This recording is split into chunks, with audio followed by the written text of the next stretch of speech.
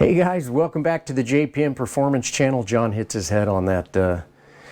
I'll show you. He hits his head on that every day. I'm going to show you guys what that's for too.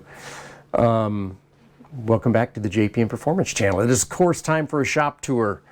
Here we are rolling into May.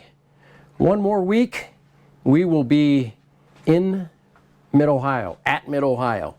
So I actually have to leave Wednesday morning next week, and so we probably won't have a shop tour next week. But after Mid-Ohio, we'll have another one in 2 weeks, so stay in tune for that. So John's taller than me. See how this clears my head?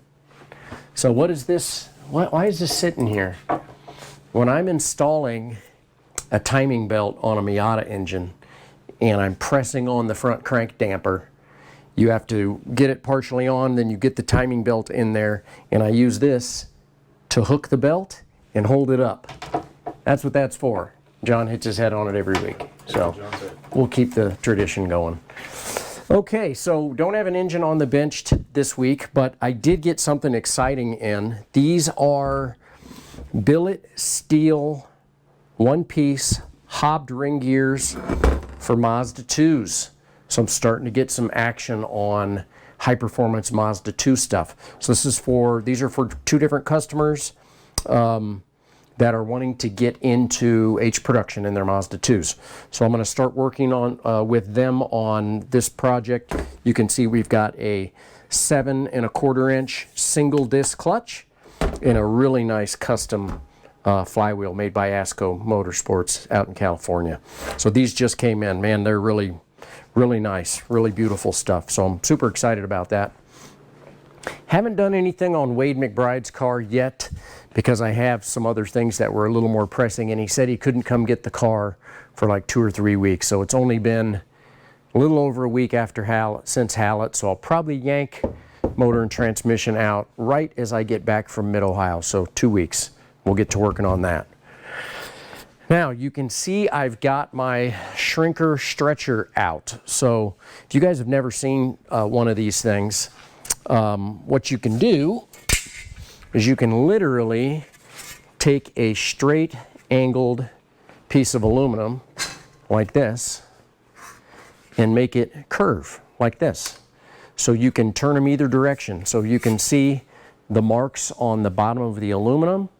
That's where it has been shrunk to fit the under tray for Tyler Ladd's BMW. So for those of you that may or may not know this, Tyler had himself a little extracurricular activity at Hallett with the BMW. So they are replacing the nose, and my pieces that I made all those years ago got bent up. So I'm in the middle of making some new ones. So this is a time-consuming thing to fit onto the under tray just perfectly, but you can see I've just about got this first bend under control, and then I will of course bring it all the way around up to the nose and then make another one for that side. So that's what I'm working on as we speak. We did get in last week. I didn't quite have it unloaded, but Ken Kennard's car is now up on the lift, of course, and we are now in runoffs mode for Ken. So we're going to pull the engine and transmission out, get everything freshened up, so we've got our absolute best package for the runoffs. Obviously the runoffs are still quite a ways away, but Ken started his racing season January 1st. So here we are 5, almost 6 months later. So he's gotten 4 full weekends in, and not going to go up to the sprints. So we're just going to keep the car here and start chipping away on this as we get to it. I love to have things to do in the summer anyway. You know, I always talk about Runoffs motors. I don't do Runoffs motors after July. So if you're thinking about having me do your engine for the Runoffs, I say this every year, for those of you that have watched the shop tours, get me your engine at the latest in July because I need some time. So what I have been spending quite a bit of time on this week is Perry's car. So this is our Time Attack Miata. Up in the air, obviously, and I decided to attack what I think is probably the most time-consuming and challenging and detail-oriented piece first, and that is the rear shelf for the car. So you guys have seen me make these in the past. I've made quite a few of them for guys over the years. In this particular situation, Perry's fuel cell is directly underneath here, and so he needed an access door, which he can get into very easily with the Zeus's. You can see I've got everything Clecoed into place, almost my entire collection of Clecos. But I've got everything Clecoed into place because when he gets the car back, all of this is going to come apart and he's going to have it all powder coated black, I believe, to match the transmission tunnel cover. Perry, if you're watching, which I know you love to watch these, I had to pull your seat out, bud, because what I didn't realize at first is that these openings right here on either side, and there's one on that side and there's one on this side, I had to make a custom panel to go up behind the roll cage here. So I had to pull your seat out.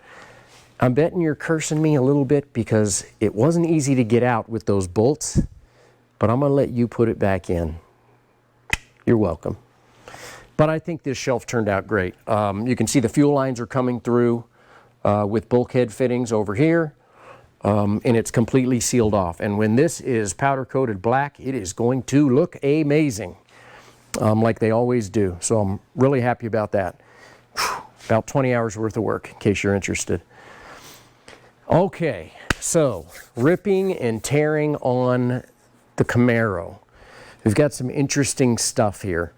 You can get a really good look at just how bent this axle housing is now that it is stripped down and out of the car. Mark Meisen, I think it's Meisen, might be Meisen. I really should figure that out. He's the guy that redid this car a couple of winters ago. He said to send this axle housing to him, and he says he'll take it apart and he's going to fix it. In the meantime, Ave Motorsports had one that they were just about done with that's identical. So I've got a new axle housing coming, cha-ching, and this one will go out and get fixed. Now, we've been talking about poor axles for this car for months, and actually I think the axles are almost ready, but we lost another axle. That is a bent axle, and this is an extremely bent lower trailing arm, as you can see. So ripping and tearing on this. Transmission came out. It was not the transmission that was leaking. It was actually a hose coming off the engine. I do have the bodywork still, so I'm starting to feel a little bit better about this whole situation, but we've still got a little bit of work to do. I think we're going to be able to make this happen, hoping to get this car back done in June so that he can get back on the track. And hopefully this doesn't happen again this year. So good progress on that. Mazda 2 time. Basic prep for Mid-Ohio. Completely nut and bolt checked. If you guys have ever been in a rain race with your car, it gets really dirty. I was actually talking to someone the other day and they're like, well, it's just water. How does it get dirty? I'm like, I'll tell you what, next time you're in a rainstorm and you're going down the highway, just roll your windows down. See what the inside of your car looks like after that.